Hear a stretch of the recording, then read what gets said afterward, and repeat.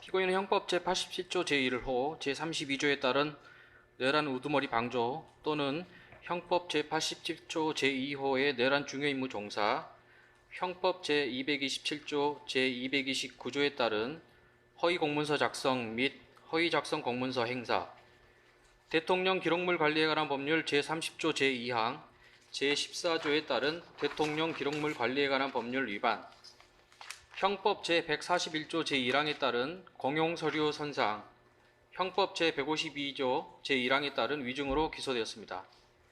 그에 따라 피고인의 법정형은 내란 우두머리 방조죄는 무기 또는 10년 이상의 징역 또는 금고의 형에, 내란 중요임무 종사죄는 사형 무기 또는 5년 이상, 경합범 가중시 37년 이하의 징역 금고에 해당합니다. 과거 내란 범죄의 경우 관련자들에 대해 모두 중한형이 선고되었음이 확인됩니다. 이는 내란죄가 불법으로 헌법이 설계한 국가 작동 원리를 파괴하여 국가의 존립을 위태롭게 하고 자유민주적 기본 질서에 입각한 대한민국의 헌법 질서를 파괴하는 범죄라는 점을 고려한 것으로 판단됩니다. 특히 이번 12.3 비상계엄 사태는 과거 45년 전 내란 범죄보다 더 막대하게 국격을 손상시키고 국민들에게 커다란 상실감을 주었다는 점에서 그 피해는 이루 헤아릴 수 없고 가늠하기도 어렵습니다.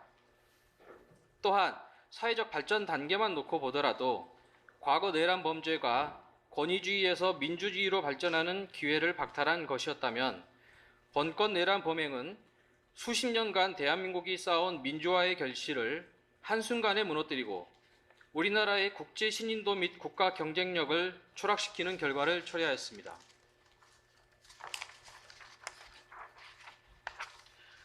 경제 발전에도 중대한 건립도를 야기하였고, 그리고 계엄으로 인한 국민들이 받은 충격과 트라우마는 지금까지도 여전히 계속되고 있습니다.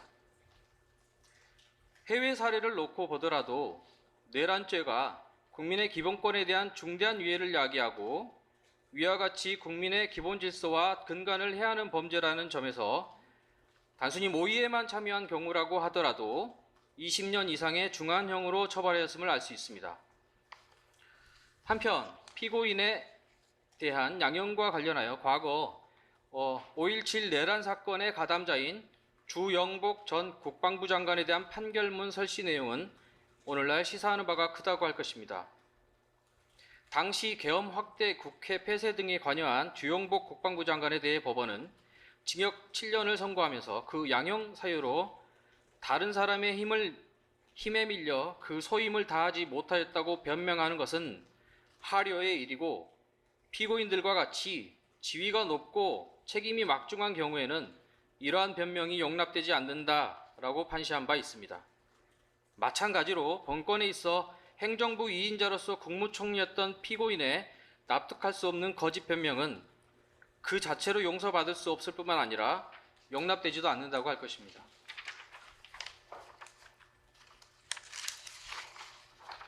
구체적으로 피고인의 경우 내란죄의 중대성 이외에도 피고인이 행정부의 2인자이자 국무총리로서 이 사건 내란 사태를 막을 수 있는 사실상 유일한 사람이었음에도 국민 전체의 봉사자로서의 의무는 저버리고 계엄 선포 전후의 일련의 행위를 통해 내란 범행에 가담하고 그로 인한 국가와 국민에 대한 피해가 실로 막대한 점, 국무회의 위회관 작출, 사후부서 등을 통해 절차적 하자를 보완 치유하여 12.3 비상계엄의 정당성을 부여하려고 시도한 점, 본인의 죄책을 숨기기 위해 허위 공문서 작성 등 사법방해 성격의 범죄를 추가로 저지른 점, 수사 및 재판 과정에서 거짓 변명, 진술 번복 등 비협조적인 태도로 일관하고 개전의 정이 없는 점, 이러한 사정들이 양형 사유로 고려되어야 할 것입니다.